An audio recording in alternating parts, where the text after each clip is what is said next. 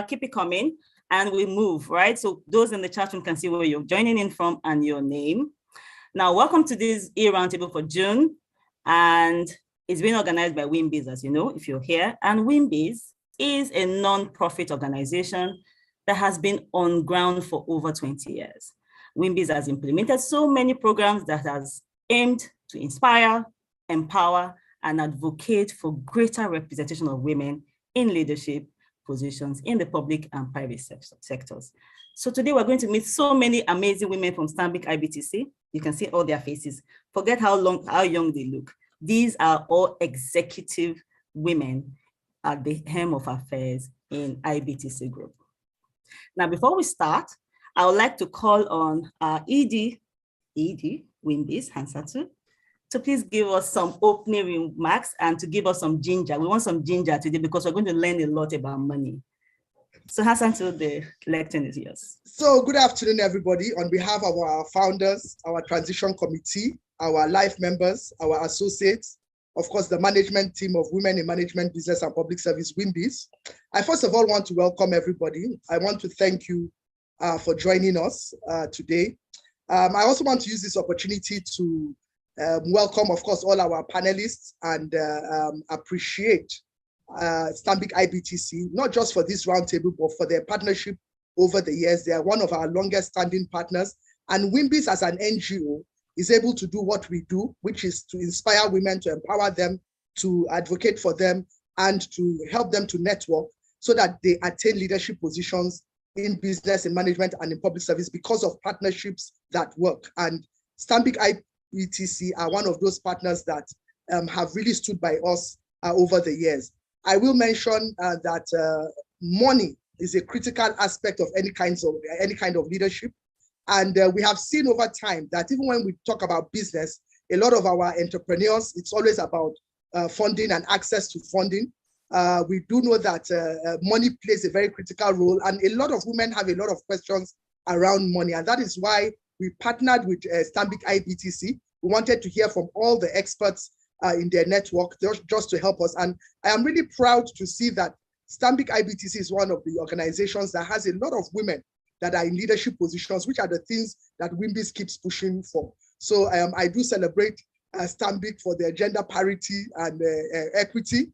And even I am looking forward, my notebook is right here, I'm looking forward to jotting down notes and to engaging with them after. You know, it's not just about the roundtable, it is about the engagement with Stanbic IBTC afterwards so that they can help us to scale up our personal finances, our business finances, as well as our investments. So thank you once again, Stanbic IBTC, and thank you, Juliet.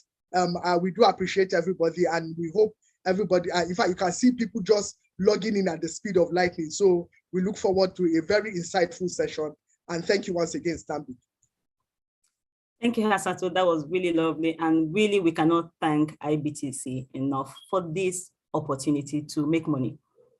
And I like opportunities like this because we get to have our own money and we show up to the guys, right? Because there's this myth that when the guy has money, can have any girl. But what happens when the girl has money? Not every guy can have her, you see what I mean? And we're going to learn a lot about the woman and her money today, but I want you to stay put while I call on the Executive Director, Investment Management of the IBTC Asset Management Limited, Busola JJ Luo, to please come and give her opening remark. Yeah, Busola. Thank you very much, Juliet. Thank you. Good morning, everyone, and welcome to this special edition of the WIMBIZ Roundtable session. And would like to say thank you for creating time to join today and to learn from us and also get insightful comment from all of the experts that we've outlined here today. Women in Management, Business and Public Service, WIMBIZ, has continued to inspire thousands of women since its inception through various programs. Today, Stanbic IBTC has partnered with WIMBIZ to bring to you this month's special edition of the Roundtable panel session discussion. At Stanbic IBTC, we are passionate about women, and we are proud to say that over the years, we have helped a lot of Nigerian women build sustainable wealth, and we continue to prefer solutions to help women overcome economic challenges. This special edition, and the theme for this special edition is tagged The Woman and Her Money, Empowerment Through Business, Trust, private banking, stockbroking, and insurance. It focuses on women empowerment and how investing in business, stocks, trust, and other financial properties can help women grow and manage their finances. All our panelists are seasoned experts in business and financial sector who bring from their wealth of knowledge and experience to teach us on what to do and what to look at. Today, we will try as much as possible to demystify wealth as it relates to women. And also, I'm looking forward to an insightful session with everyone today. I'm super excited because I know you are in for an amazing time. Sit back, relax, and get your questions and comments ready. Welcome once again. Over to you, Juliet. Thank you so much, Busola. And she is right. We're going to learn so much today. So to be very, very smart, to have your notebook and your pen handy. I have mine. Don't worry about my visual background. I'm ready to learn and be ready to ask questions as we tag along. All right, so we're going to do a quick poll for just about 2 minutes, and I want you all to participate. We're like 300 in the house. Please participate. WIMBIZ HQ, can you please put up the poll? Just about 3 questions. Just answer quickly, answer honestly.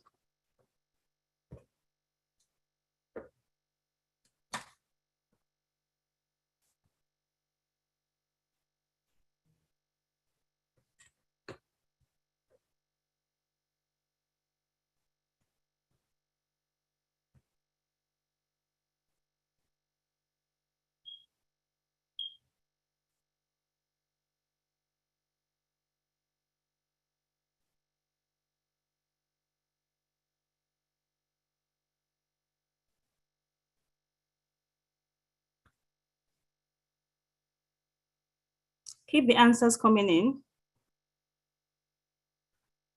Just 4 simple questions.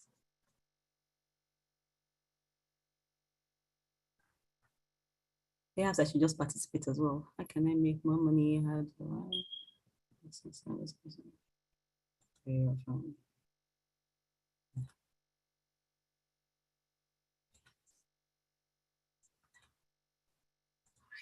I've participated. Hello, Esther from Asaba. All right, so the time is up. Thanks for participating in the poll. Thank you for participating. So now we're going to go to the meat of today's e-Roundtable. We're going to learn. And our theme, as attested by everyone that has spoken before, is the woman and her money.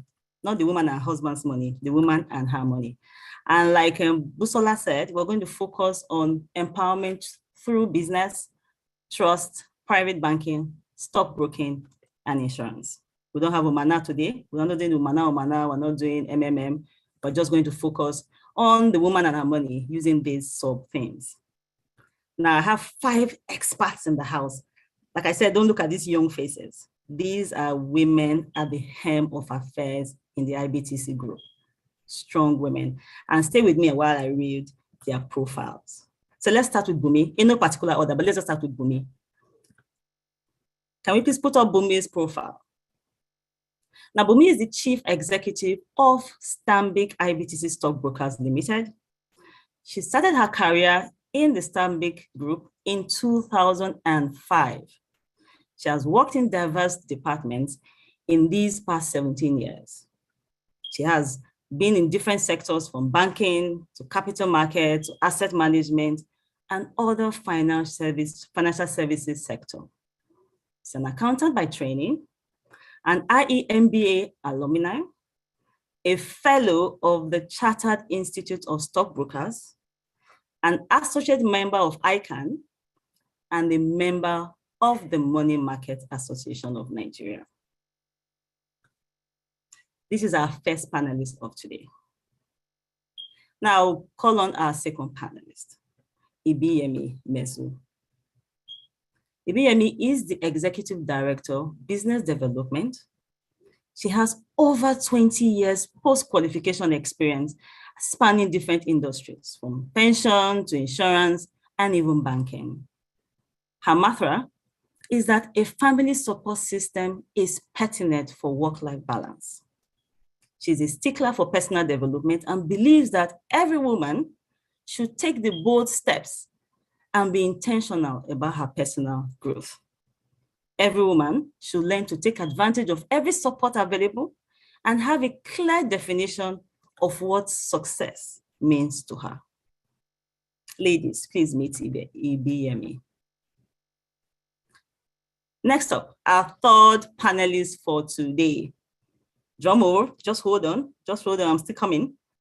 And it is no other person than Amy. Now, Amy is the Executive Director, Stanbic IBTC Trustee Limited. Amongst other responsibilities, she oversees the estate planning division, where she assists high net worth clients in the creation and administration of their private trust and estate, of course. Now, she provides solutions that relates to estate planning and helps them to achieve their defined objectives. This role she has diligently carried out for over 11 years. Now, her career has also spanned over 2 decades as well. And she's also an executive MBA alumni from the Swiss Business School. She has been opportune to work in diverse roles in the IBTC group. She's married, blessed with 2 awesome daughters.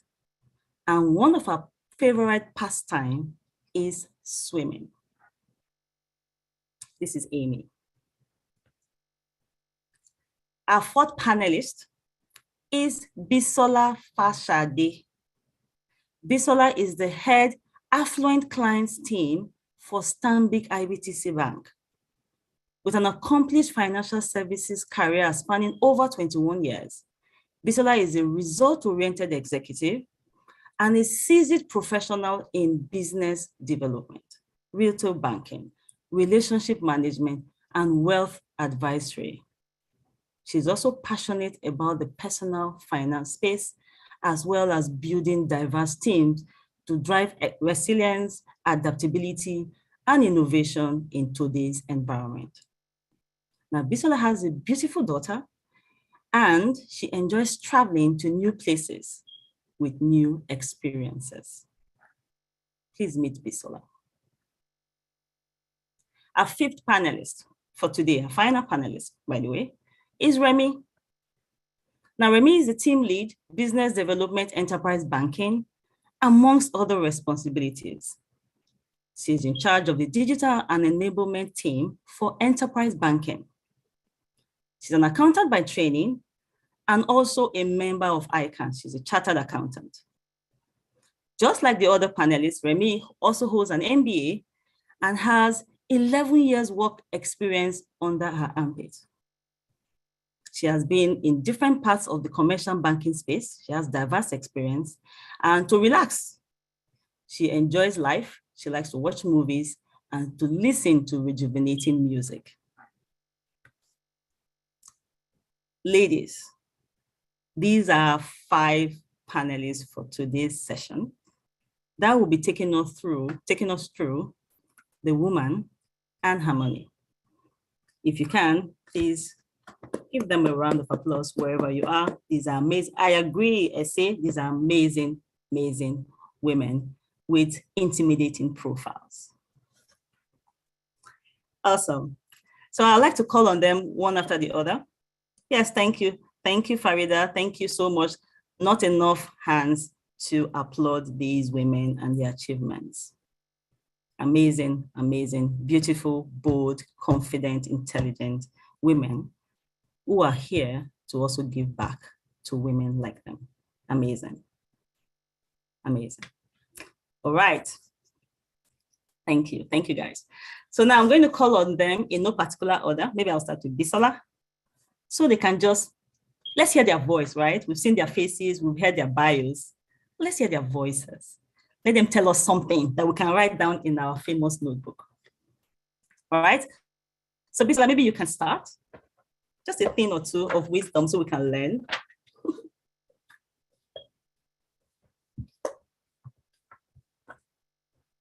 You have to unmute, Bisola.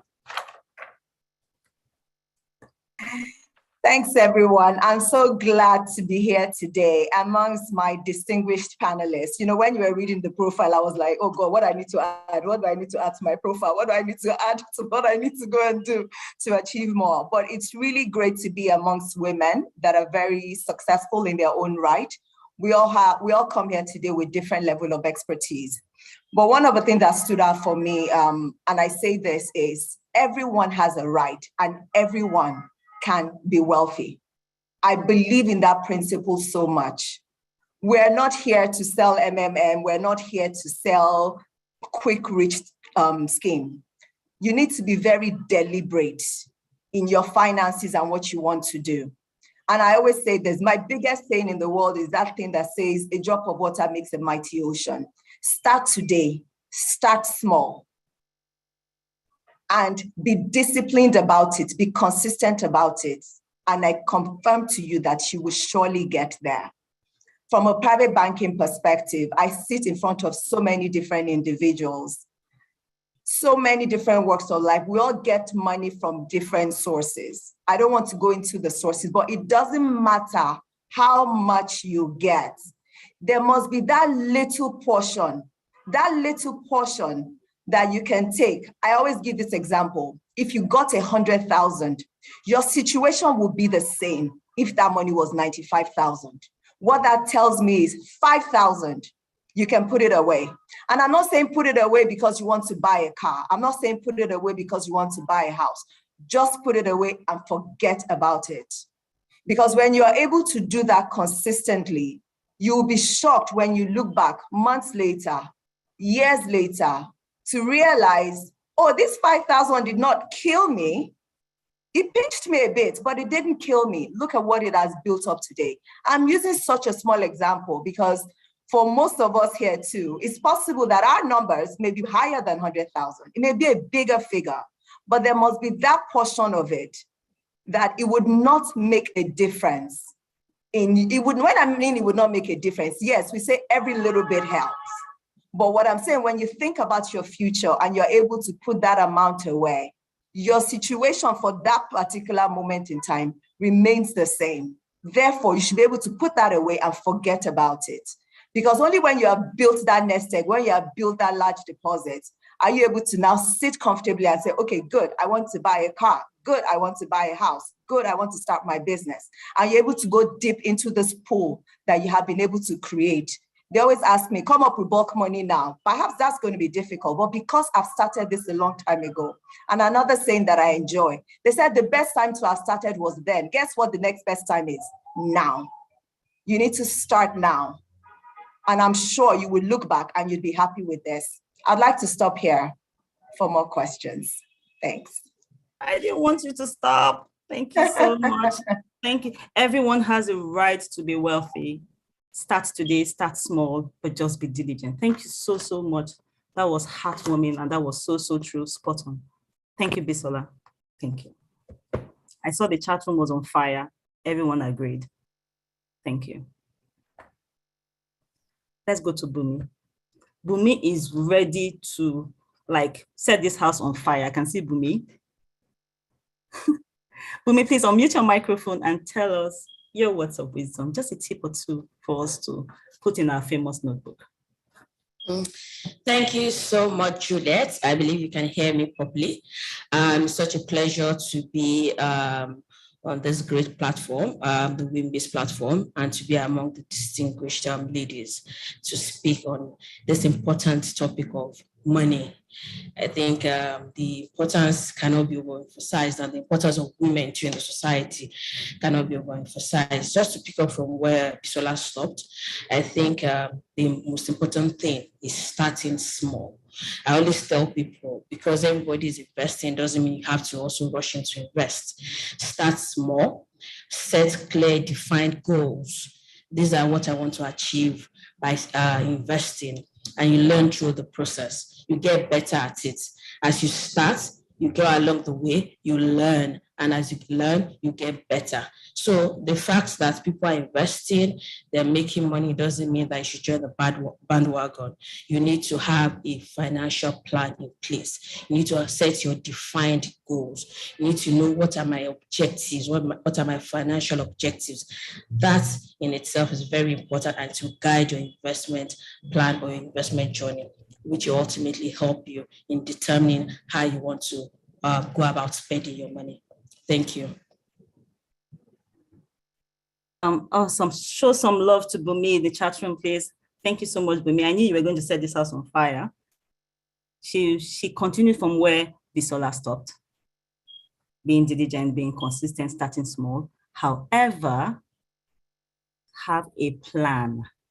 Have a plan. So you have your ladder on the right wall. That was amazing. Because, and you also said something that I love, Bumi, you get better as you invest. I love that. Thank you so, so much, Bumi. My notebook is almost full. Yes, the love is in the chat room. Bumi, you were spot on, thank you. Who will I call now? My heart is pumping. Let's call Amy. Amy, let's hear from you. Okay, good afternoon, everyone. I believe you can hear me, Juliet. Loud and clear. Okay, so thank you for the opportunity to also be speaking on this platform. WIMBIZ has been doing great things, and thank you for having us speak about money. So I'll just add a few things that Bumi and Bisola have said. Multiple income streams is extremely important. You have to find them. You have to find multiple income streams. Align with the times. A lot of people just think certain spaces, it's not for me. Begin to do your investigations around that and expose yourself to the information that is available. The world is going digital. Cryptocurrency is one of those things. A lot of people think that it's too risky, it's too risky, it's too risky, so I will not do it. Do your due diligence, seek professional advice. Another thing that is important to note here is the power of compounding. It is extremely important that you begin to find avenues where you can compound your funds. To beat inflation, there are ways around it. Sometime 2 years back, dollars was around 350. Today, it's around 600. You can imagine if you were diligent in setting aside certain amounts monthly in that currency, for instance, you would have been able to safeguard against inflation. The last thing for me, I would like to say, you need to be able to conserve your wealth. It's not about how much you earn, it's about how much you keep. Thank you. Over to you, Juliet. Oh, wow, wow, wow. Some love for Amy. I was just writing and she just rounded up. Please, let's give her some love. I love this IBTC team. They are not working in silos, they are working together. Everybody is continuing from where the other person stopped. Did you notice that? So now Amy is talking about multiple streams of income, not putting all your eggs in one basket. I love that. Do your research, seek professional advice, and think of compounding your investment. I love that. You're going to talk more compounding. I didn't understand that English. That's your Swiss MBA talking. We're not sure, but you're going to tell us more, right? But you talked about crypto, which most of us are scared of, myself inclusive. But you said we should do research, seek professional advice. I love that. So invest in sync with the times that you find yourself, which is now, and think of multiple streams of income. Yeah, spot on, Amy. You see, the room is on fire and they agree with Amy. Here are we going to now? Do we do Remy? Remy, do we come to you? I don't want this thing to end. I am learning. Yes, you can. All right, Yemi, please go. Okay, thanks, Juliet.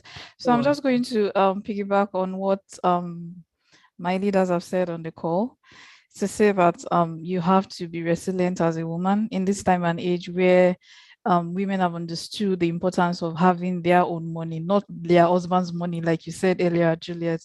So as a woman, you have to be resilient. You have to be able to put aside funds like Bumi has mentioned, and then be able to take calculated risk, ensure that you invest in the real sector, such that you're able to create jobs, you're able to create employment for people, and you're creating value. You're not just storing up your funds in banks and other finance houses. So the goal is save money, make money, save money, and invest in real sector. Thank you.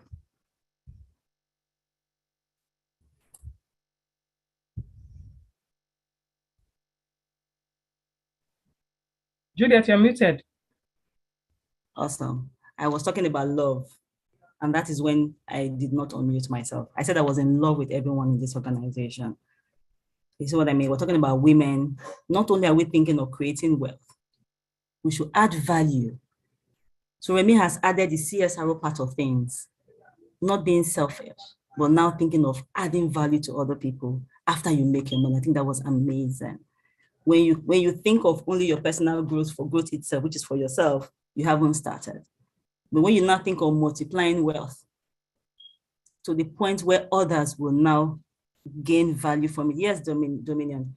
I mean, that is epic. There's this saying that in my organization where they say, train a woman, you train a nation. When the woman gets it right, almost everything in a circle of influence gets it right. So thank you so much, Remy, for that. Now I'm going to call on Ibi and me, our last, but definitely not our least panelist.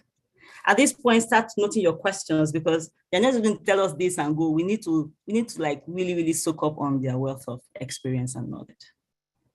Amy, please. We're still highlighting Amy. Yes, thank you very much, Juliet. You're welcome. And thank you for the opportunity. I feel very privileged to be here this morning talking about the woman and her money. I think this is a topic that we don't talk enough about. People take it for granted that women do women, but I think it's very essential to just keep it on the top burner and to keep educating ourselves. I'll take off from where my colleagues left it, and I'll try to just wrap it up, in terms of just the key things that I believe that we should always pay attention to. I think that each and everyone must take responsibility for their financial freedom. Financial freedom is possible and everybody deserves it, but for that to happen, you must take responsibility. Oftentimes we leave these things to other people, or we just take it on a day-to-day basis. If it happens, it happens. If it doesn't happen, then you move on to the next thing. As a woman, we have to be deliberate. We have to take responsibility. We have to plan. We have to have clear goals on what it is that we're trying to achieve. And I must say that everybody's goal is different. So oftentimes we're comparing what this person is doing. This person is now in agriculture. I want to put money in, this scheme or that scheme. You need to take a step back and reflect on what it is that you want for yourself. What are your goals? And how and when do you want to achieve those goals? It's very important. And own it, just be responsible for it. Educate yourself. And I think that on a final note, I always advise that, you fail forward. Don't keep making the same mistakes. It's not always a smooth or perfect journey. Where you make mistakes on this financial journey, take the learning and move forward, but never stop. Your financial journey is lifelong, from cradle to grave. Even after you have gone, there are things that you need to have put in place to make sure that you can transfer your legacy seamlessly. So take responsibility for it. And I can assure you that things would improve as time goes on. Thank you very much. And back to you, Juliet. I wasn't aware that there would be so much gems dropping at such short notice. I would have come with my personal assistant to take notes. That was amazing. Please show Ibiyemi some love. What she said was amazing. She's talking about wealth as a legacy, something that Louis Vuitton did so well. Louis Vuitton is on like the 4th generation. So you're not making money for just you. You are now like keeping money for generations to come. That was amazing. And I also like the take charge part, take responsibility part. You are in charge. Stop being entitled. Stop expecting other people to make your financial decisions for you. The woman you are, yes, will take charge. I love that, Ibiyemi. Thank you so much. Show these 5 executive ladies some executive love. Just show them some love. Amazing, amazing, amazing, amazing. Thank you so much. Thank you, guys. Yes, I agree. The chat is on fire. So I know the IBTC ladies agree with you. Awesome. When you're done showing some love, I need you now to start articulating your questions, because like I said, they have given us an overview of what they think we need at the moment, and they did cohesively, they did it together as a team. This is a point where you can now ask questions concerning where you currently find yourself. Because like she said, like Ibiyemi said, we are taking charge of our financial situation. So please go to the Q&A. There's a Q&A dialogue box. I don't think it's the same as the chat room. So I already have 7 questions there. Let's see. Wow. Please type your questions in the Q&A chat room. I will be a selfish anchor today. Forgive me. I will ask my own questions first. Then I will come to the chat room. Sorry. Next time, request to be an anchor at a WIMBIZ event. I would like to start with Remi Lekun, if you do not mind. I have a question for you, please. You see, oftentimes women encounter certain financial challenges in business and sometimes in life. The question I have is, how can we surmount these challenges, especially when we are leaders in those fields? The challenges that are inherent in business with regards to financial. Yes, please. Okay, thanks, Juliet, for that question. And I'm going to start by answering the question by piggybacking on what we just talked about on the nuggets that have been dropped here by my co-panelists. And I will start by saying that we're having more and more women going to starting up their own businesses, having more female entrepreneurs in Nigeria. It doesn't mean that the challenges that they face daily and that they have to summon daily is on the decline. But what is happening is that women have learned to cope with all those challenges. They have learned to manage those challenges and also focus on the end goal of running a profitable business, ensuring that their business is still a going concern while they keep being profitable. So what are the financial challenges that women face in today's world or this time and age? The major one is funding. You find out that a woman wants to start up a business and access to funding is very difficult because, number one, she's a startup. Most financial organizations will tell you that they don't fund startup, and then she's a miss, she's I don't know, she has a good business plan written, and then there's no money anywhere to execute what has been written down. So one of the things that I have some nuggets that I want to share. It's not 100%, but I can assure you that once you can abide by some of these nuggets, you're on the right track. It's a journey to have your financial freedom. So you have to do one or two things to get to your destination. So I'm going to share those nuggets quickly. So you have to be accountable. You have to ensure that you have you keep proper you do proper bookkeeping. Accountable in the sense that you're accountable for every income and every expenses you make in your business. You keep proper books, because as a financier, as a bank, those are the details, those are the information we would request for if you meet our lending criteria. So at every point in time, you have to ensure that you keep records, you are accountable. And as a female entrepreneur, ensure that you pay yourself salary, separate your personal expenses from your business expenses, because as a relationship manager, if you approach me for funding and I notice that your books are everywhere, I'm seeing purchase of petrol for generator at home, I'm seeing payments to my tailor for Ashwebi, for my friend's wedding and all. Immediately I know that there's something wrong. There's no proper bookkeeping. You've not been able to separate your personal expenses from your personal from your business expenses. And I'm sure that if I look deeper, I'll probably see maybe a housekeeping allowance from maybe Mr. A. So everything is just muddled up. I'm unable to separate your income and your expenses for your business from your personal expenditure. So that's a red flag.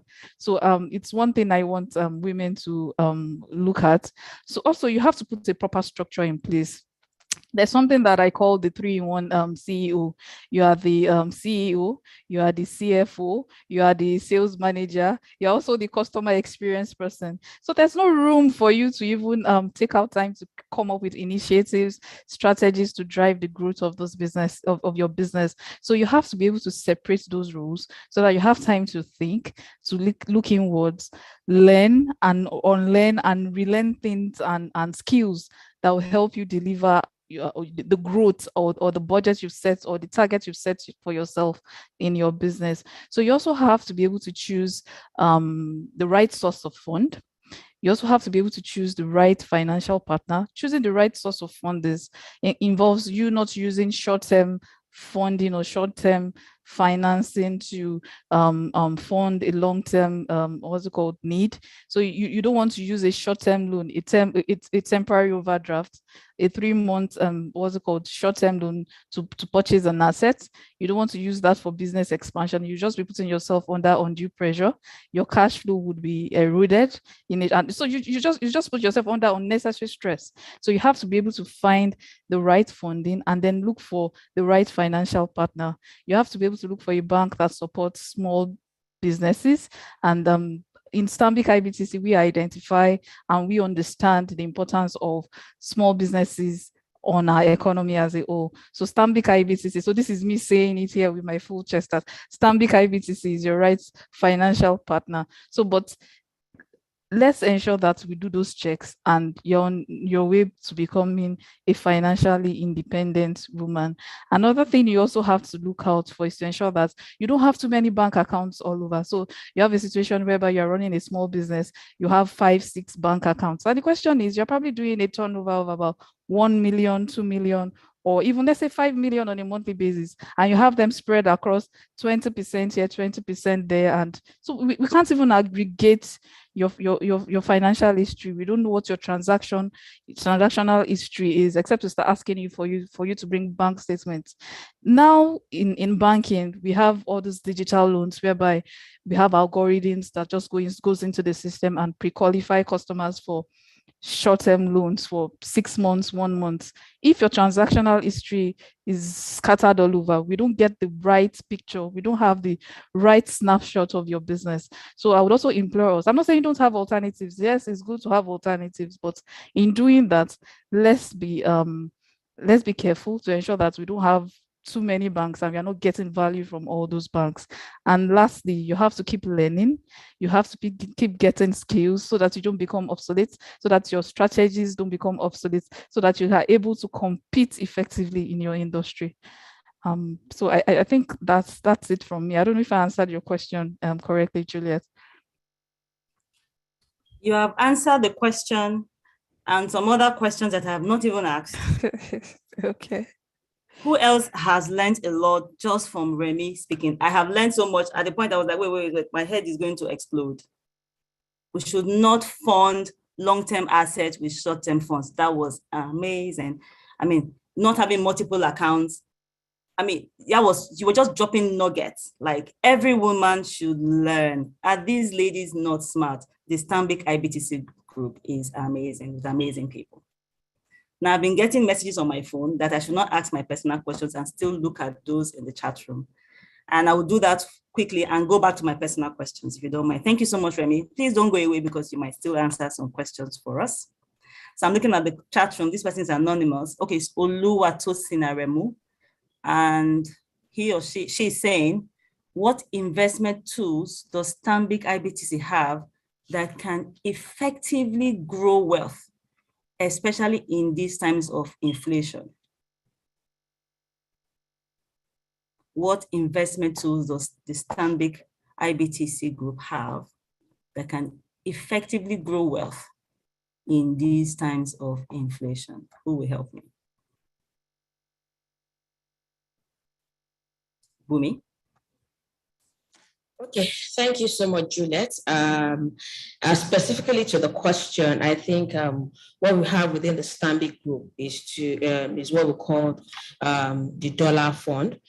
Basically, for you to be able to the investment you have to do in terms to help you in terms of all this guide against this inflation, you need to put your money in some foreign denominated securities or foreign denominated investments. And how do you do that? You can do that through mutual funds or through buying stocks which are foreign denominated. And what we have within the mutual fund space is what we call the dollar mutual fund. So specifically, it helps you to invest in several assets that are foreign denominated. You can also invest in stocks that are listed on foreign markets. What we have also, which will be launching very soon within the stock broking space, is having access to the US market, where you can buy, where you can have access to foreign denominated stocks, which you can buy and sell from the comfort of your homes or your phones or your laptops. So this will help you very much in hedging the current inflation rate. At least once if the naira is depreciating, you know that you have some foreign investments that can help you hedge against such inflation and depreciation in the value of your assets. Thank you. Thank you so much, Bumi. Thank you so much. I would like this question to be taken by who would I give this question to?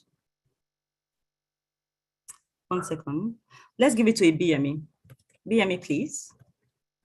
So the question is, sometimes we hear stories about how insurance has helped mitigate against the effects of unforeseen circumstances or occurrences, right? So will you say insurance awareness has gained traction in recent times? People are insuring against fire, insuring against different kinds of things. But will you say that that awareness has gained traction in recent times amongst women? Because this is a forum strictly for women. And if yes, which insurance products are available on the IBTC, Stanbic IBTC group? Thank you very much, Juliet. I think that insurance awareness has improved in the last few years, especially on the back of some of the major events we've seen, in Nigeria. A few years ago, we had the xenophobic attack, where properties and businesses were damaged. Some popular malls were also destroyed. And then following that, we've had the NSAS. And I think that within the space of 2 to 3 years, we've seen a lot of small businesses, start to insure, because all of a sudden people realize that, I can actually transfer this risk to someone else. Nobody wakes up and plans for their business to be destroyed overnight. But unfortunately, we still have people that don't insure. So I believe that there's still a lot of work that needs to be done. I think part of the reason why people don't insure is because there's a general lack of understanding, of how the insurance itself can actually help to reinstate you back to your position of loss. So there's a lot of work that still needs to be done. But I think that for every business owner, if you don't have insurance, then you're probably just putting your business at risk. Insurance is one of the most underrated financial tool. People think about making money, how do I make money, invest the money, and often forget how to protect. They don't worry about protecting that money. Insurance is one way of protecting your business from unforeseen, losses. So if there's a fire, there's, a flooding. And you'd also recall that a few years ago, we had the major incidents for those people that are based in Lagos on Marina, where people were at work and then after work just looked out and their cars were, underwater. So beyond the business, even your assets, people have properties, people have cars. The cost of buying a car today is astronomical. You have to plan and save towards buying one. Imagine that car is stolen, where do you start from? So insurance is a very useful tool. And I think that a lot of people just need to pay attention to it. We are always advised, where you're unclear or you're not sure what to do, talk to an insurance broker. The role of a broker is to guide you, and the services are at no cost. They're able to bring out those fine prints, help you to understand what you should be buying. We also hear people say, oh, but I bought this insurance policy when I had a claim, they were not able to pay the claim. From where we sit, we know that insurance companies do pay claims. We know that thousands of businesses were reinstated, following those incidences that I spoke about. So insurance works. You just need to understand what it is that, you're trying to do. Talk to a specialist or an insurance broker that can provide you that sort of support. And to your second question around the type of policies or the type of insurance that people should, pay attention to, I'll just break it simply into two buckets. I'll talk about businesses, right? Because that's the source of our livelihood. Now, if you have a business, 3 key areas that you should pay attention to, and I'll use the acronym APO, APO, your assets, your people, and your operations. Think about risk from those 3 dimensions. Asset meaning, do you have a shop? Do you have a property where you're operating for? Is that property, insured? What are the risks? What are the things that you should insure that property against? It's not sufficient to just buy a fire policy or a theft policy. In the instance of NSAS, it wasn't a case of fire, it wasn't, theft. It was just, civil commotion, right? Riots, civil commotion, and all of that. So think about those assets and make sure that, your fire policy is robust enough and can protect adequate cover. For the people side, you have people that work with you, employees.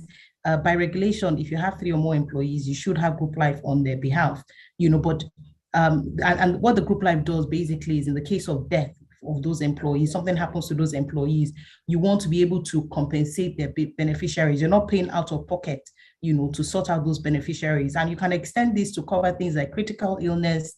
You can extend it to cover things like permanent disability, temporary disability. The third one is your operations. You move goods from one place to the other. Are those things insured? What happens if the goods get damaged in transit? What happens if the things get stolen in transit? So think about your operations and make sure that all of the risk, along that operation is actually, transferred to an insurance company. On the personal side, I think that I can't overemphasize the need for life insurance. For people that work in a formal structure that have group life by their employees, this means that if anything happens to you, your employer is going to pay your beneficiary up to 3 times your total annual salary. But a lot of people don't work in a formal environment. So what do? Get a life policy. The life policy just makes sure that your beneficiaries are taken care of in your absence, and they're not having to run helter-skelter looking for how to, sort out immediate bills. Beyond the life insurance, everybody has an asset. I hear people say, oh, but I don't own my own house, but you own content in the house. You have instances where armed robbers or, people would enter your house and take away your things, even your phone. Insure your personal assets and make sure that, in case there's a loss or there's a damage, you can rely on the insurance company to take care of it. So I'll stop at that point, Juliet. Back to you. Thank you very much.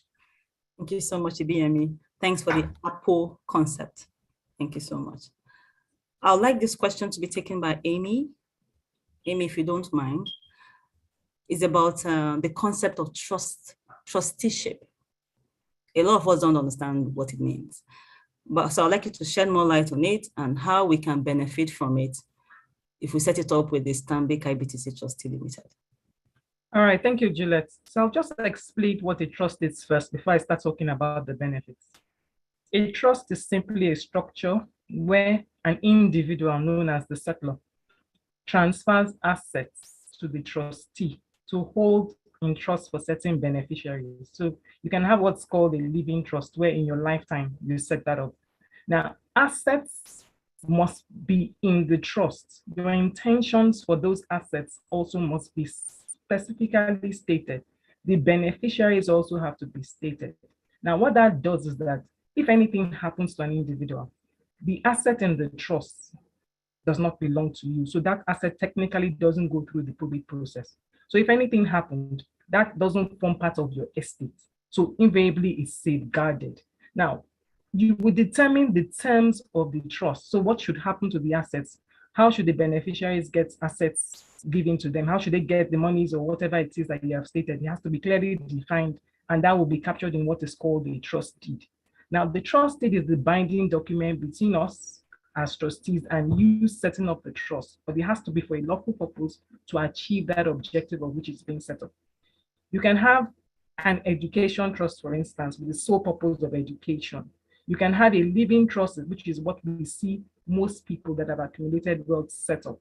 They put their assets into the trust, and some of the objective is to ensure that if anything happened to them, there's a seamless transfer of their wealth from them, of course, in the trust to their beneficiaries. So it doesn't have to go through the probate process because, like I mentioned earlier, these assets are not theirs. It is the trust assets owned by the trustees who will continue to administer.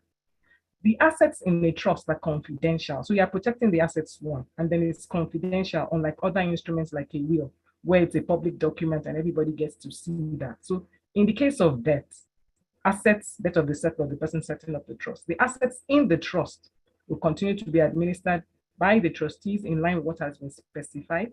The benefit of which asset protection is one of which I've mentioned. Confidentiality is another thing.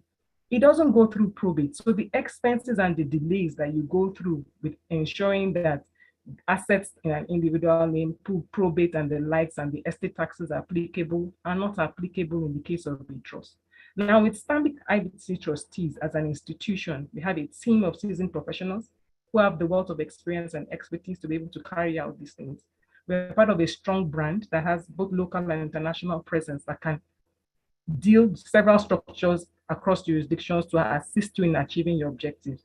And the last thing I'd like to say here is that it's important that those plans be put in place, because the truth is, if you don't put a plan like that in place, like I mentioned, the education, for instance, you have a situation where something happens and then your hard work and sweat is lost.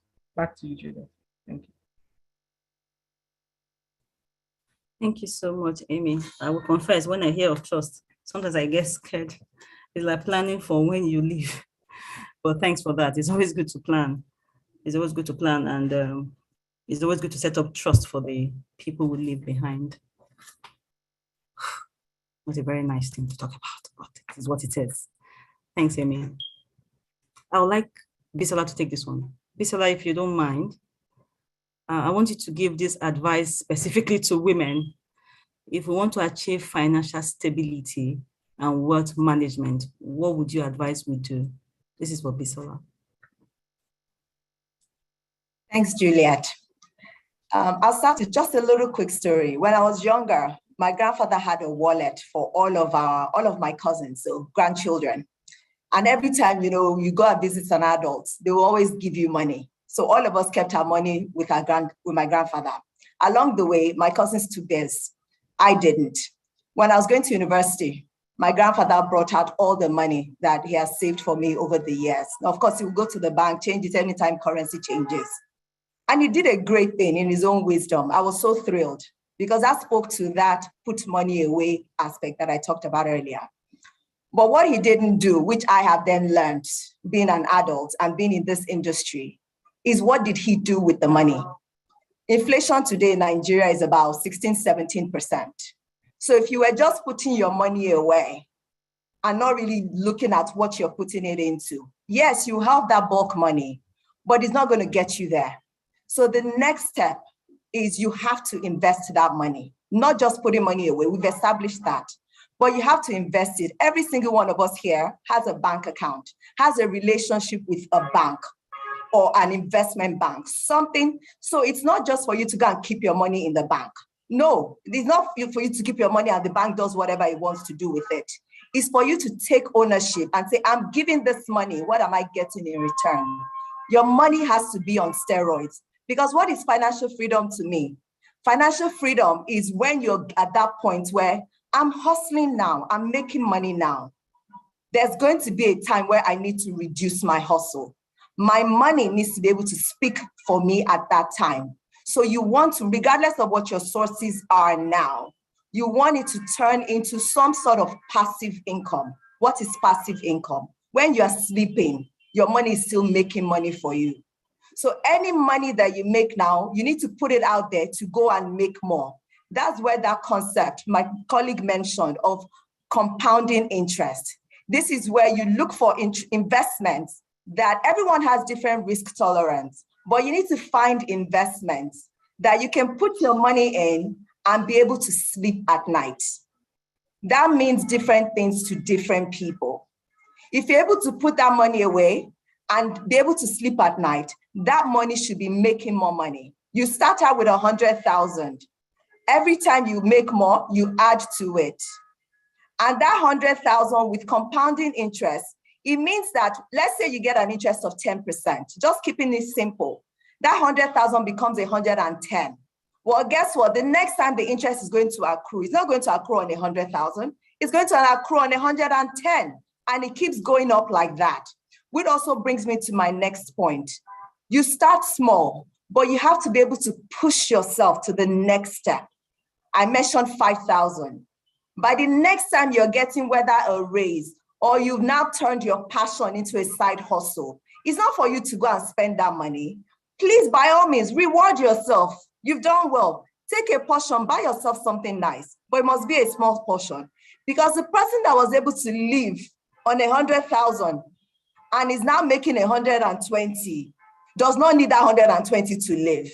You must be able to shift that amount that you were investing before and keep increasing it. You keep increasing it. With every raise, you adjust your lifestyle just a little bit, but it also means you adjust. My rule of thumb has always been that the same percentage I was investing, if I made 100,000, if you decide that it's 10% you want to invest, it means that when you make 120,000, you must, at the very least, invest 12,000. In fact, you should try to do more because you were fine when you were at 100,000.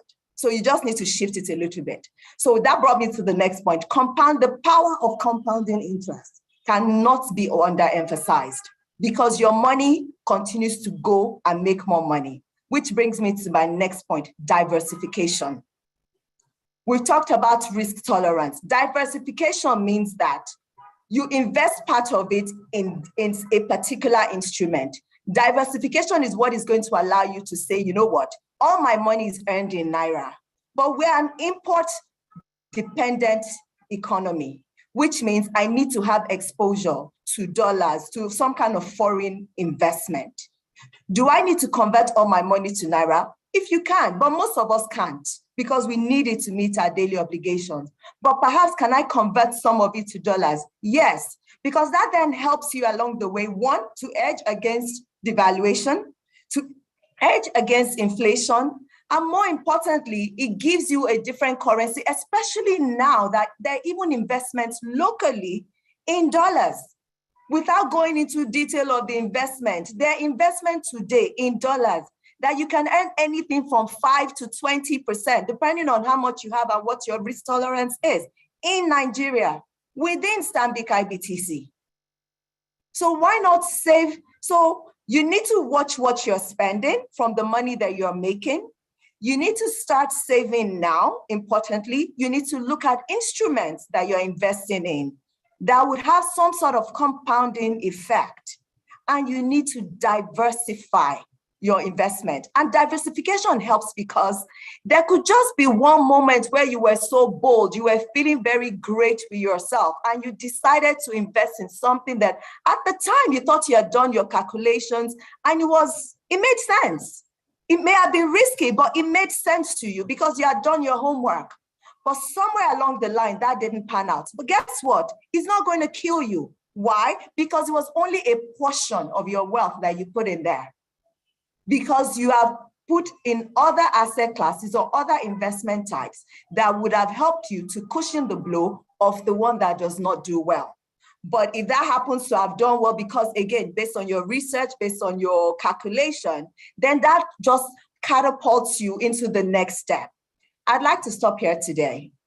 I'm happy to answer more questions, but I'd like to stop here for now to take more. Thank you. Over to you, Juliet. Bisola, I had to take a deep breath. But all the things you said, the steroid part, my money being on steroid part, stuck with me. Because I can't take steroids, but my money can take on my behalf, meaning that my money starts to compound. I would love it. So I'm going to come back to you on that, on the instruments you have in the bank, in the group, in the Stanbic IBTC group that can help me make money on steroids. Somebody said she wants to make 20% increase in her investment. I saw it on the chat room. So I'm interested in that. But before we come back to you, Bisola, I'd like to thank all of us who joined late. And I'd like to tell you quickly that we're talking about the theme for today, this month's e-Roundtable is the woman and her money. And we have the Stanbic IBTC group team members here enlightening us on how we can achieve more money in our lives as women. So we have teams from the stockbroking segment, the private banking sector, trustee services, insurance, and business banking, all from Stanbic IBTC group. All right, so we'll come back to Bisola because I want to ask my money on steroids. So I need the products that the group has to offer. But before that, I would like the WIMBIZ HQ to put up the poll result that we did at the very beginning. If we can put up the poll quickly. All right, so we had 4 questions in the poll. The first question is, how can I make more money? How often have you asked yourself this question? 91% of us claim that we have asked this question a lot. Second question was, does your financial investment match your goals? 57% of us said no. I am in that category. I typed no in my answer. Question number 3, have you experienced a bad investment? 80% said yes.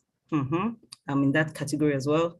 And number 4, do you have an insurance policy? And 60% said no. I'm always choosing the ones that I answered, so I'm in the 60%, in case you're wondering why I'm choosing yes or no at different times. All right, so this is the poll result, and we'll go back to Bisola quickly. Bisola, don't disappear. We are still on the steroid thing. I want my money on steroid. And my question for you is, what advice would you give to women like me who want to achieve financial stability and wealth management? No, so that's not the question I want to ask. Let's ask, what products and benefits does Stanbic IBTC Bank offer private banking clients? Because I will be a private banking client. What products and benefits does the group offer? Okay, all right, thanks, Juliet. So from a Stanbic IBTC perspective, a private banking business, what a private banker does for you, so should you be in Stanbic IBTC Private Bank, is be able to be a conduit to every other product or solutions that the bank has. When I mean the bank, I'm talking about the group now. With my colleagues here, we have people from insurance, we have stockbroking, our asset management business, which is mostly our investment arm. You have that dedicated banker that sits with you and understands your goals, understands your challenges, and try to come up with solutions that can help you to meet your goals. It goes from anything from just your basic bank account to access to loans at discounted rate. Even your banking are done with less fees than if you were not a private banking RM. Of course, there are lifestyle benefits, which has to do with access to Priority Pass that gives you access to 2,000 lounges over the world, all over the world. It is subsidized. But the most important thing is that relationship manager understanding you, understanding the peculiarities, the unique situation that you find yourself in, and able to bring in the experts. I say Stanbic IBTC, we're a member of Standard Bank. Standard Bank is 159 years old. We have expertise in all areas when it comes to finances. Is to be able to get that right person in front of you to be able to create those solutions that meet your need. And along the way, you get them at discounted rate, you get better fees. Let's say it's fixed deposit, you get better rates. If it's loans, you have lower rates than everybody else. But it's really just that one-stop shop to connect everybody else to you, just for you, just to meet your needs on your goal to financial freedom. Thank you. Thank you so much, Bisola. Thank you so much for that. I would like to call on Bumi once again. Bumi, this question is for you. if investing is a good financial decision, we've learned that for the last 1 hour or so, but how does investment in stock help the Nigerian woman improve her assets and take charge of her finances?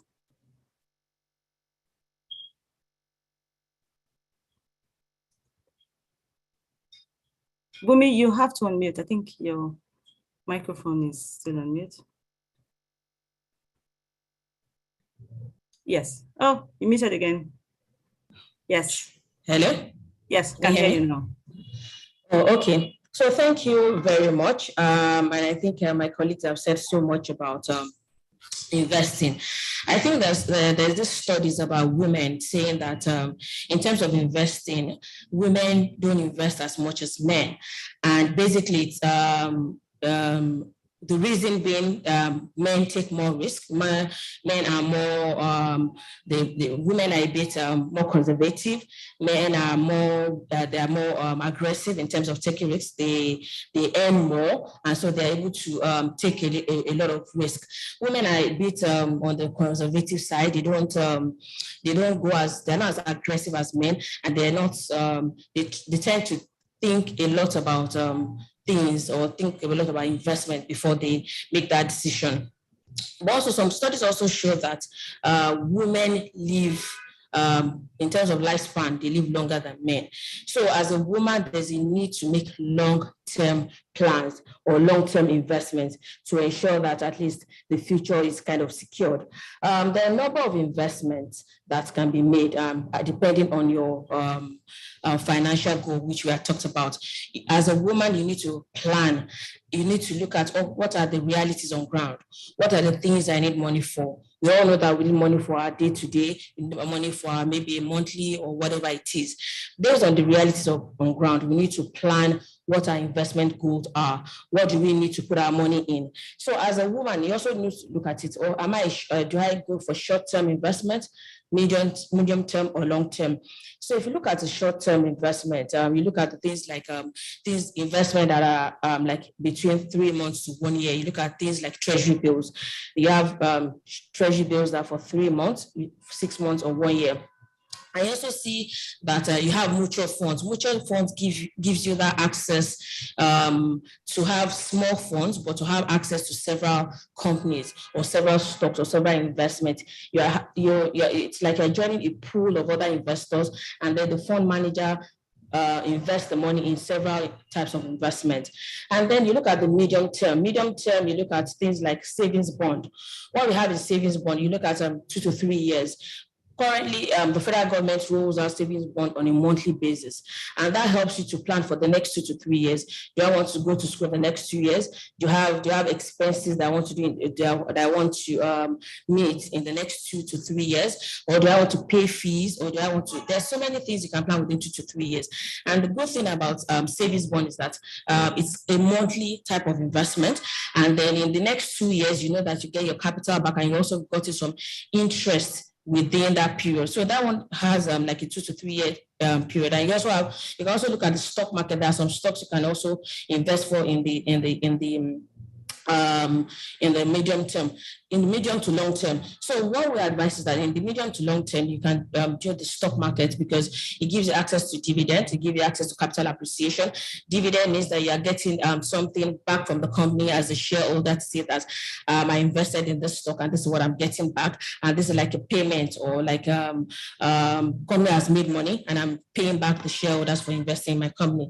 And then you also have long-term bonds. So when you have bonds that are above 3 years, you see 5-year bonds, 10-year bonds, you have real estate investment. Those are the kind of things that give you long-term investment plans. So those ones you can have them for, like, you can have bonds for 7 years, 10 years, even 20. There are 20 years or 30-year bonds that helps you plan, so that in the next 30 years, most of this, when they pay you coupons like on a semi-annual basis, that means that every 6 months you get something back. And therefore stocks too, there are dividends that come back from this investment, that you know that at least it helps you in planning. It's kind of like a form of cash flow.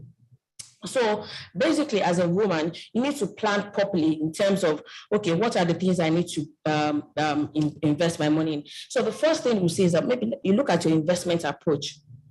There are different ways to invest. You look at your current financial situation, you look based on your investment approach on it to say that, okay, this is my financial goal, this is how I want to invest, and this is the things I want to achieve.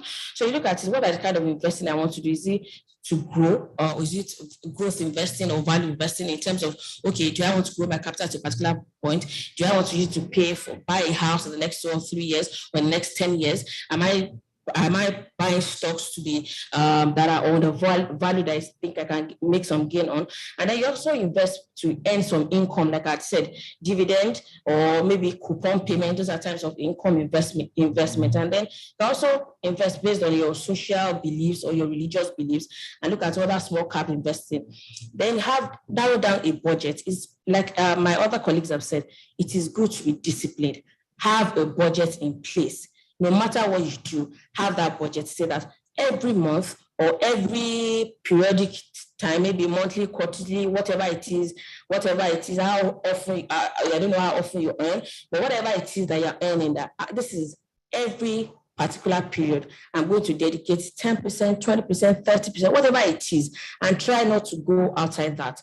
As much as possible, you've assessed your income, you've assessed your expenses, and you've looked at it to say that these are the things that are necessary, that I need to do. Also, taking care, looking at the fact that you also need to take care of yourself as a woman. So outside of that, you now look at, okay, I need a budget. I need to say that this every month, every week, every 2 months, or every 3 months, I must put it into investing. It's better to invest whatever extra funds. There might be times that you have some extra funds after taking care of yourself, treating yourself, where you decide, okay, the next 2 to 3 years or the next 5 years, this is what I want to put my money in. And then it's because it's risky for you to say that, okay, school fees money, I'm going to want to go and invest with you, and then you start begging people where you want to pay school fees, or where you want to pay rent or something. So you just need to plan properly, narrow down a budget, and then open an account. It is important. Take that bold step. Like we had said before, start very small. You are starting small. You're not going into everything at the same time. You start small, and then you build it as time goes on. You build your investment. You try to say, okay, after this is what I'll be putting in this account every month. I'll put 10% of my income, or after I've taken out expense, I'll be 20%, whatever it is. Then you choose the type of stocks or type of investments you need to do. You can decide that you want to take those risks yourself, because or you can decide to seek financial help. Well, that's why we have fund managers. What I spoke earlier about the mutual funds, you have fund managers that can also help you manage your funds. You don't have to see that you might not have the time to also go through all those things, say that, okay, these are the things I want to invest in, these are the things I don't want to invest in. That's why you have fund managers to do that for you. But you also can do that yourself. You can look at the company based on the company history, based on what they've been paying, or maybe how well the company has done. You look at the fundamentals, and you look at what it is that aligns with your financial objectives. And you look at the risks. So am I willing to take some particular risk? There are some investment that you go into that they're more risky than the other ones. Although they say, okay, no risk, the higher the risk, the higher the return. But in terms of taking that risk, you have to take calculated risk. Don't just put your money into particular investment because everybody is doing it. Do your research, talk to financial advisors, talk to the experts, read research reports, and then the last thing is diversify your portfolio. It is very, very key to diversify your portfolio. Don't put all your eggs in one basket. Look at it. If you are buying long-term, if you're doing long-term investment, which are the stocks, you can also look at the treasury bills, which are 1 year. You can look at the bonds, which pay coupons on a periodic basis. You can look at savings bond I do 2 to 3 years. So you need to have a diverse portfolio. Then put in when you're doing your stocks, look at stocks that maybe defensive stocks, stuff like a Nestle stock and an MTN. You look at the history of the company, you look at the history of the stock, you know that these companies in the next 5, 10, 15 years, they are still there. These are companies that they've churned out good results, and you can also rely on them. So as much as possible, have a financial plan. Stick to your financial plan. Have a defined financial goal to say that, okay, this is what I want to do. This is what I want to achieve. And I'm going to stick to that. And by starting small, you build yourself along the line and you're able to achieve what it is you set out to achieve. Thank you. Wow. Wow, Bumi, I know you're out of breath. At the point, I know you were trying to give us as much nugget as possible in the limited time window, and we do appreciate that. We do appreciate that. Well done. Please show these women from the Stanbic IBTC group some love. Please show them some love. These women have cumulatively over 100 years experience in the financial sector. With that kind of experience, they are amazing. Let's just show them some love. Even me, I'm going to start by doing the physical one. You ladies are amazing, amazing. And we saw the willingness to help, to give back. And we do appreciate. Thank you. There you go. The chat room is on fire. Yes, and we agree. Amazing, amazing representative from the Stanbic IBTC group. Thank you. Thank you, thank you. There's so many questions in the chat room, but we also know that we had some people in the background from Stanbic IBTC who were answering questions directly in the Q&A chat room. We also appreciate you. You are not nameless. You are one strong woman, two strong women, three strong women who stood behind us all this while. Throughout this 1 hour plus we've been here, answering questions that we have that will make us wealthy women and put our money on steroid wheels. Me, I like that one. I just want my money on steroid. That's the only reason I'm coming to the bank. I'm actually coming right after this live. I'm joining the Stanbic IBTC group. Thank you so much. For those that have been asking, chill. The recording will be available to everyone who registered for this e-Roundtable. So do not worry. But since everyone here is giving a bit of advice or two, let me give a non-financial one. When you have professionals heading an online meeting or a physical meeting like that, try and join early. Successful professionals become successful because they take care of the tiny habits. They are on time. They were here 30 minutes before the start time. And at this point, we have to stop. We have over 200 questions, but I know the people online have been answering them. And we say thank you to this group of women. We cannot appreciate you enough. Thank you. At this point, can you please put on the video from the Stanbic IBTC group? Maybe we can learn more from that video.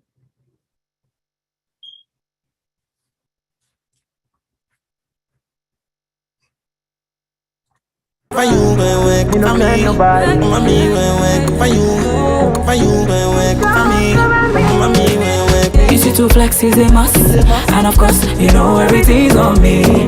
Everywhere I be VIP, nobody can do it like me. You don't send nobody. Insurance cover me. You don't send nobody.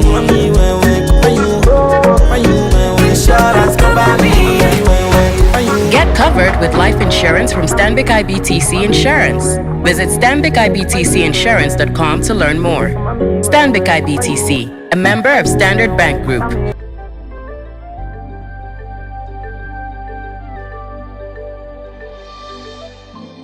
We're a nation of dreamers, believing in our dreams. It can be kila mmoja wetu ana ndoto zake, tukijitahidi. Set I want. Stanbic IBTC. Set I want. 909. I want. Artist Wallet. Gigi. Stanbic IBTC. Gang. 909. Gang. Whoa, it can be. Gang. When you use 909. Gigi. Send money via 909. Buy airtime via 909. Sub data via 909. Pay bills via 909. That's the 909 hash. 909 is the gang code. Dial up now with all phones. Use Artist Wallet if you want code. Set I want gang. 909 gang.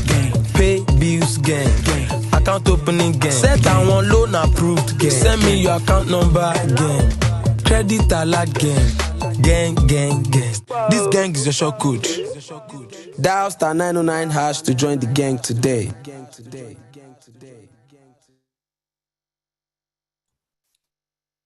Okay, we're back.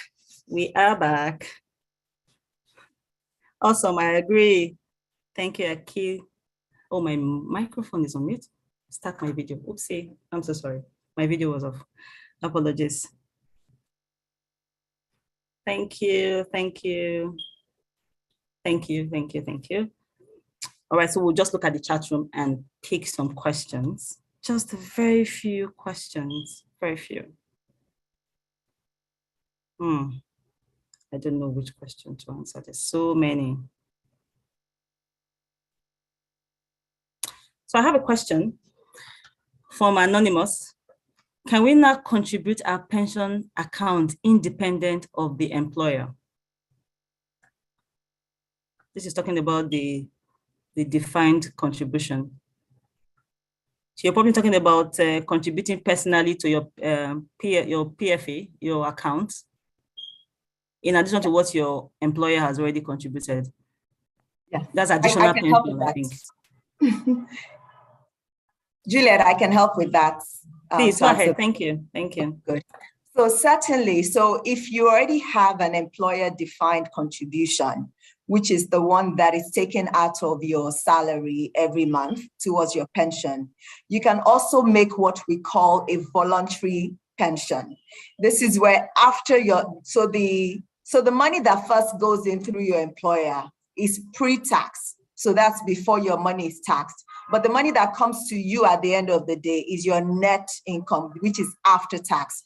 You can take some of it and decide that you want to add voluntary pension. Actually, that would also help you to make that money pre-tax, which is in addition. So there's a tax benefit to that you can take money outside of what already is contributed by employer, but there are limits to it. I know there's like what you call like a 1/3, that the amount that you take extra is not more than 1/3 of your total income. And that goes towards your RSA, towards your pension. And clearly there are tax benefits to it. It also helps you to grow. And one thing I want people to realize in the pension business is everybody contributes money towards a big pot. When you have a big pot, you have professionals, fund managers that are able to command a higher interest rate than when I go Bisola Fashade with my own little 50,000. They are investing billions, and therefore they're able to get a better return. So that is one way that you can enhance your retirement, not just relying on what your employer does, but you also making additional, and that money is separate. There are rules as to when you can take it out. You don't actually have to wait till retirement to take it out. I think there's a 2-year, you must be there for 2 years, you can take out 50%. So if you wanted to do something with it, like you wanted to buy a house, you wanted to start a business, again, it has helped you to accrue a bulk amount that you may on your own may not have been able to do. And it comes right out of source. By source, I mean your paycheck. I hope that was able to answer your question. The answer is shortly, yes, you can. Yes, I got that from the beginning. Okay. Then you went on into the numerous advantages of doing that, which is the tax savings, because the contribution is pre-tax. And that was amazing. Thank you for that. So I have someone who has a sick child and is wondering what products she can invest in that will help her fund her sick child. I don't know how to, can somebody help me with that?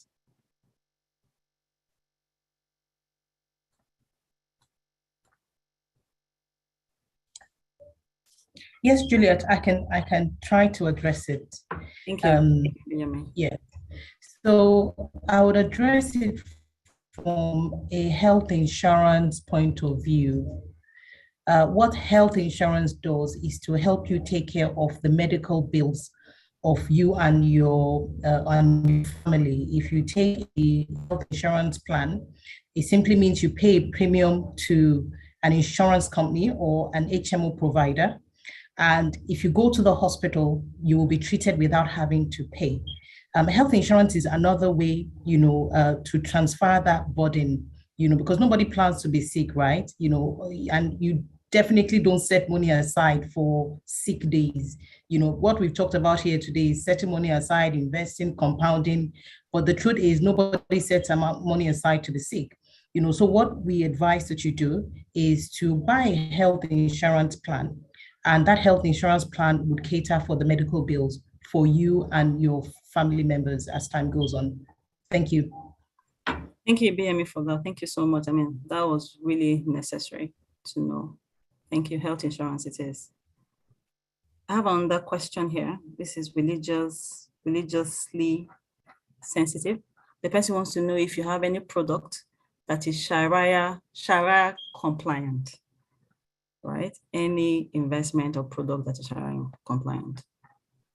Anyone can? Yes, Juliet, I can take that.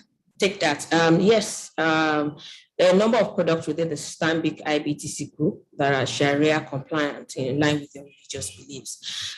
We have the mutual funds. There are some that are one that is called the ethical fund, and we have some Sharia compliant investment. As there's a mutual fund called Sharia fund, specifically called Sharia fund. So outside the Sharia funds, we also have the ethical fund. Also, if you have a stockbroking account, there are some stocks that aligns with this belief of being Sharia compliant. So you have companies that that they don't invest in maybe alcohol, gambling, or maybe interest-related businesses. So if you have a stockbroking account, there are also some listed stocks on the floor of the Nigerian exchange that aligns with that view or position. Thank you. Thank you so much, Mbumi. That was very key. Thank you. So I have another question here.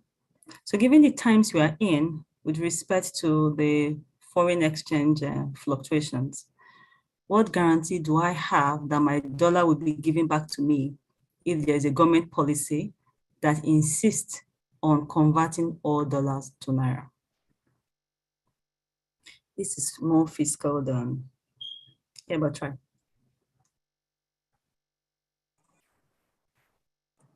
You're on mute, Bumi. Bumi, are you taking that? Okay. Okay, I can give it a shot. Currently, there is no policy to say that. You're correct. There's been some FX liquidity issues, which has kind of tightened how dollars flow within the system. But as it is, when you have dollars in your DOM account, you have access to that dollars. You can withdraw cash for that from your DOM account. There are no policies currently to say that you can't access for all dollar denominated or all dollar funds in your DOM account should be converted to Naira. There are no CBN policies to support that at the moment. So once you have a DOM account, you have dollars in there, you have access to them. You can withdraw them at any time. It might be tight in terms of liquidity, which you've also alluded to, but you have access to those to that amount in your account. Thank you. Thank you, Bumi. Thank you for that. So, ladies, I'd like to add just a little bit more to that. Okay. So there are no policies, just as Bumi has mentioned. The fear is then, what if the policy then does exist? It's also important to know that apart from dollars in your bank account, one of the things that we have at Stanbic IBTC, Bumi mentioned it earlier, is our dollar fund. The dollar fund is not necessarily just a fixed deposit account. These are mostly backed by Euro bonds. And Euro bonds are whether government issued, which is Nigeria itself, or corporate issued, which are different companies within and outside Nigeria, and even other country issuances. Without going into the specifics, there could be Ghana, there could be Angola, all of that into the Euro bond. So regardless of what could possibly, which we don't anticipate, happen in your DOM accounts, there's still that bit that you have invested that can be transferred anywhere as long as the account belongs to you. So you could have your money in dollar fund, and when you want to exit your dollar fund, it doesn't have to go into your account locally. It could be your account anywhere else. So that gives you some kind of comfort that your dollar is fine in terms of being able to access it. I hope that was able to shed more light. Thank you. Oh, that was amazing. Thanks, Bisola. Thank you for that clarification and addition.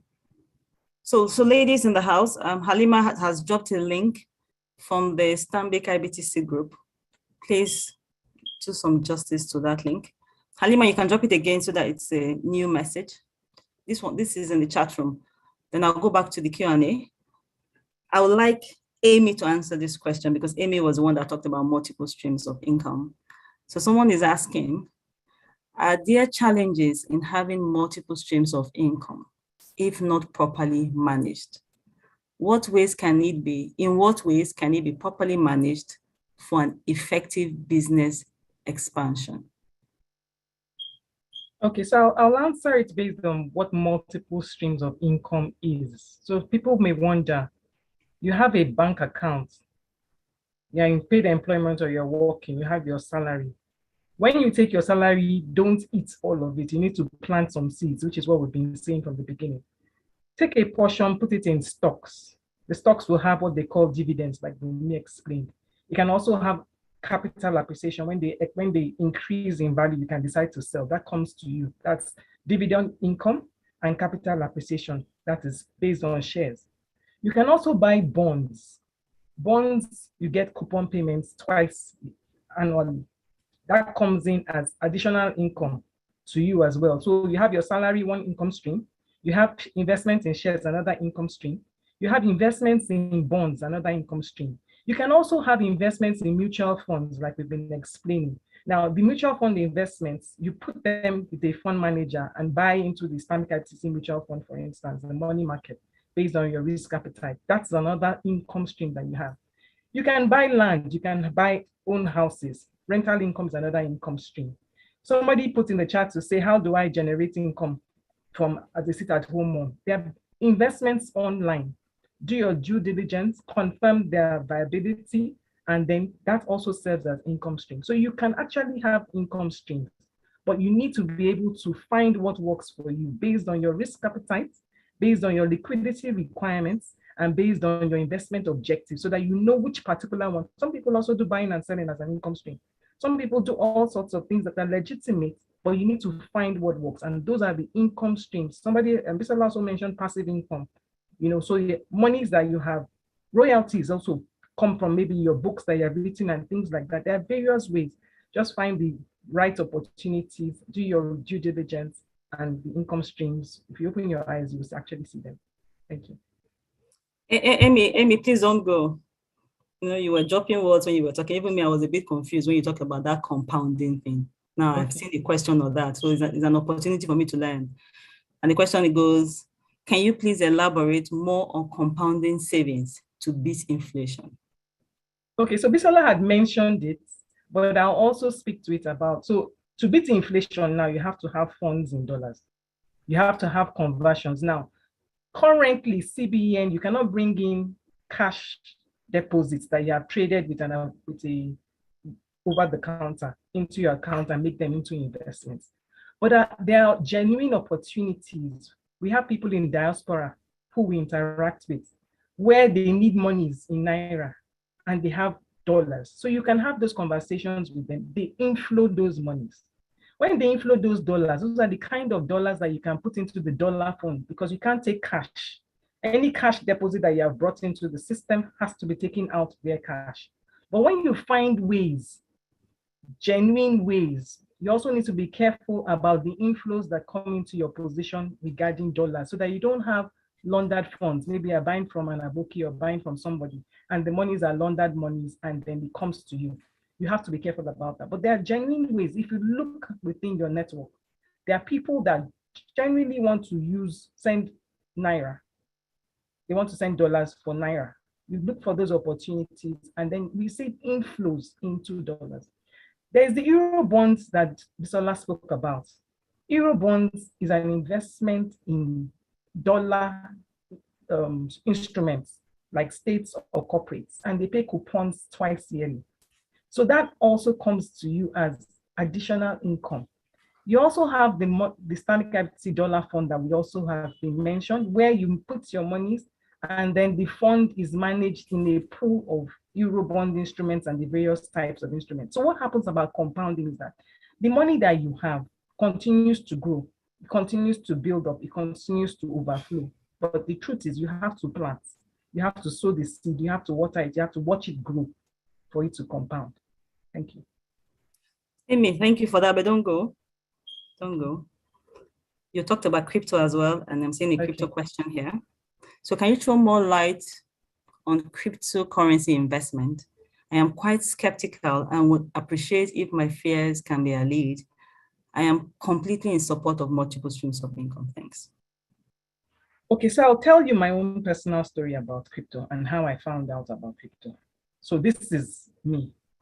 So because I'm in a system where fortunately we do all these things, and my motto has been, I cannot be counting other people's money and not count my own.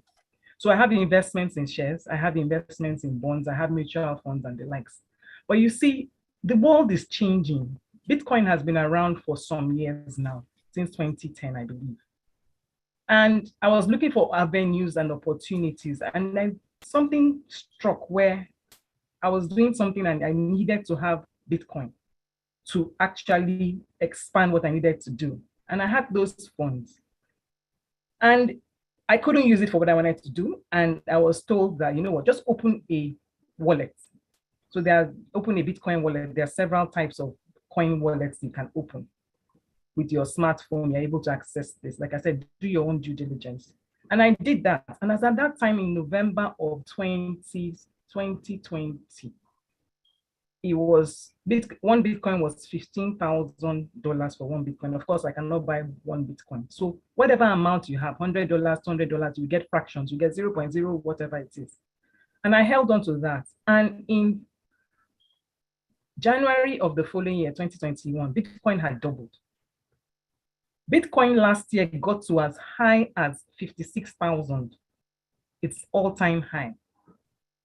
Currently, Bitcoin is trading in the neighborhood of 20s, 27, 28, if I checked, or 30, thereabouts. But what I'm saying invariably is that the world is moving to a situation where digital currency is the way forward. There are online videos you can listen to that speaks about cryptocurrency. Even countries are going to digital currencies for their own countries. So it's important that we also do our due diligence, have an understanding of what is happening in the global world. We're sitting, people can join from anywhere in the world. People are able to access several things. People are able to spend. We hear Elon Musk and some other institutions also going into this space.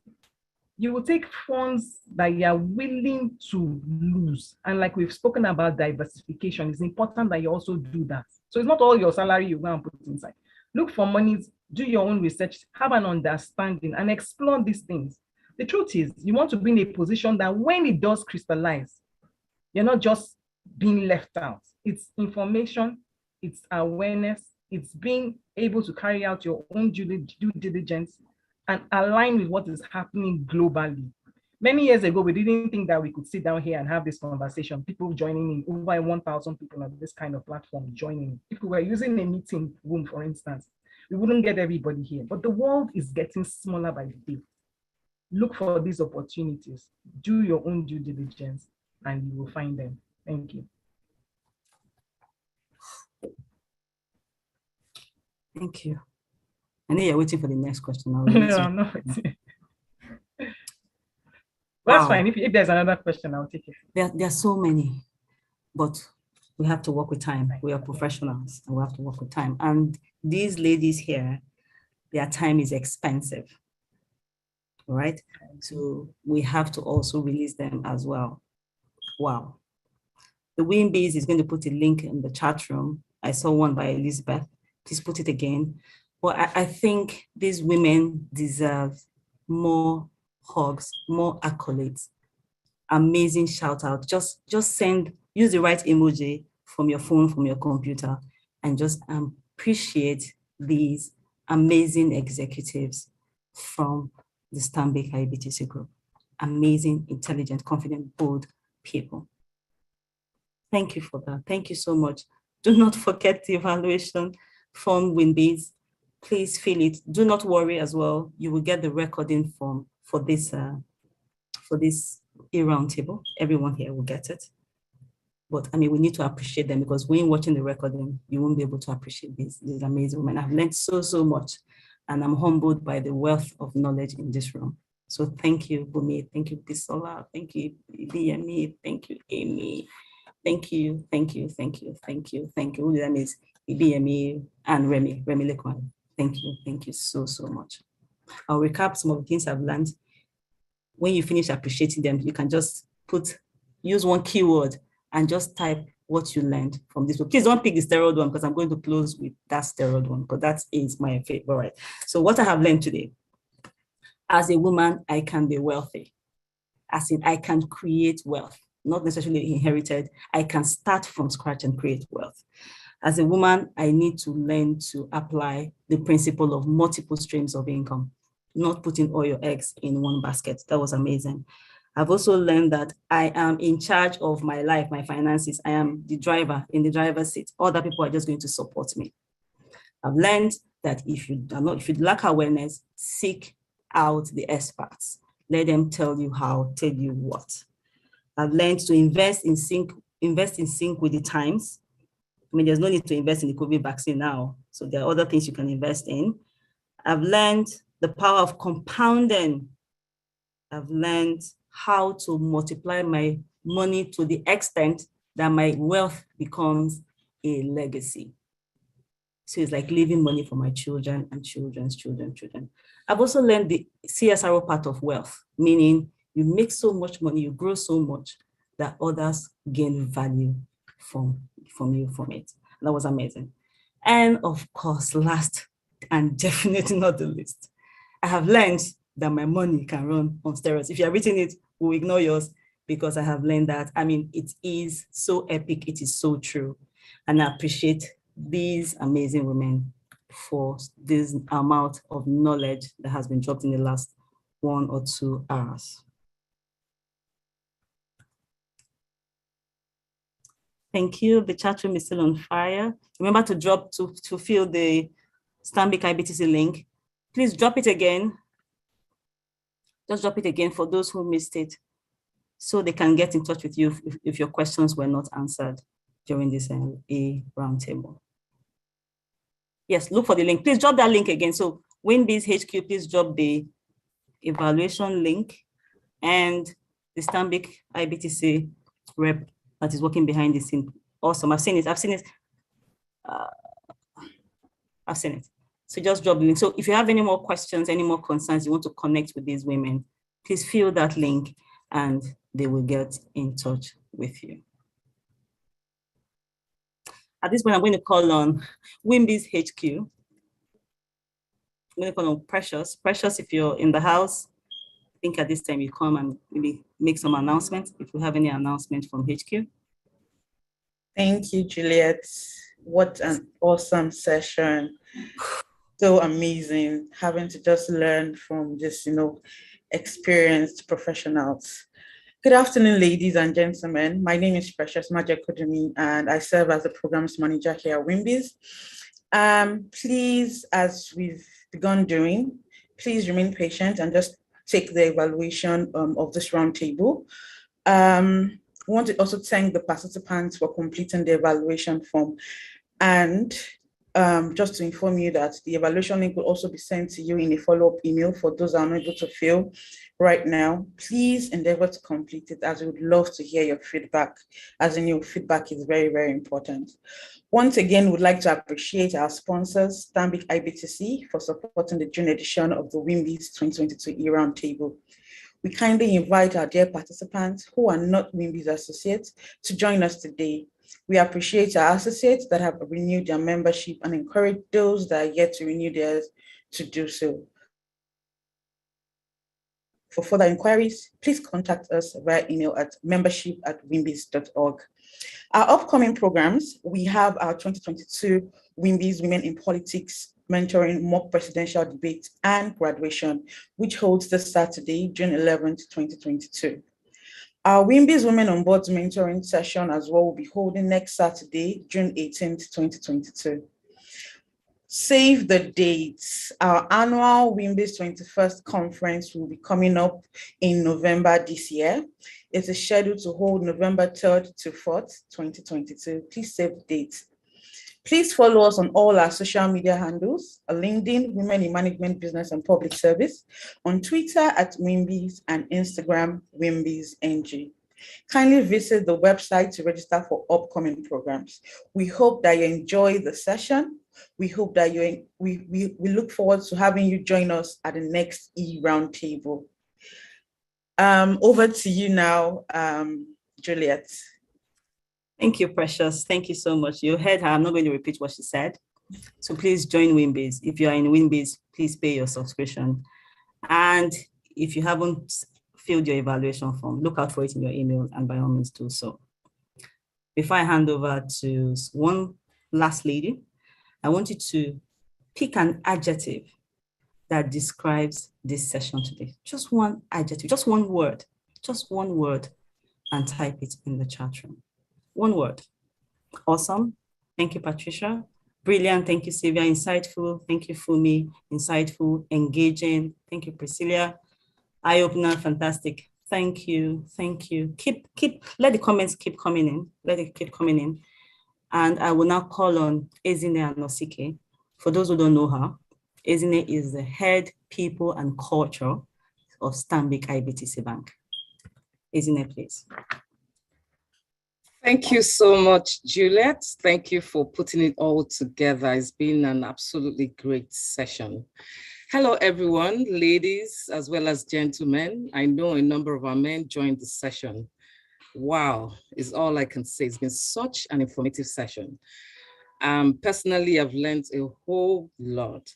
On behalf of the management of Stanbic IBTC Holdings PLC and Women in Management, Business and Public Service, WIMBIZ, I want to say a very, very big thank you to everyone for taking out time from your busy schedules to join today's roundtable session, which has indeed been very enlightening, to say the least. I hope it was worth your while. And a very big thank you to our seasoned experts. I call them sisters, Emi, Bisola, Bumi, Ibiemi, and Bremi, for your time and all the amazing nuggets shared. They are very valuable and very valuable financial tips, and which would help us grow our finances and move us closer to financial stability. You are all phenomenal. I call you the most valued players. And the right time to put everything we have been told today into practice is no other time but now.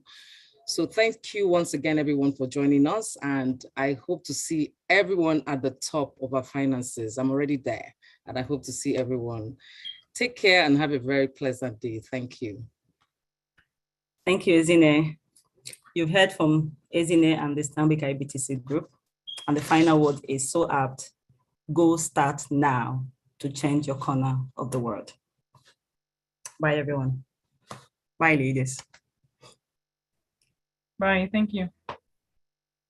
Thank you, Amy. Bye, all. Thank you. Isola, thank you. Shine your eye. Thank you so much. Thank you very much. Have a good day. Bye. Bye, everyone.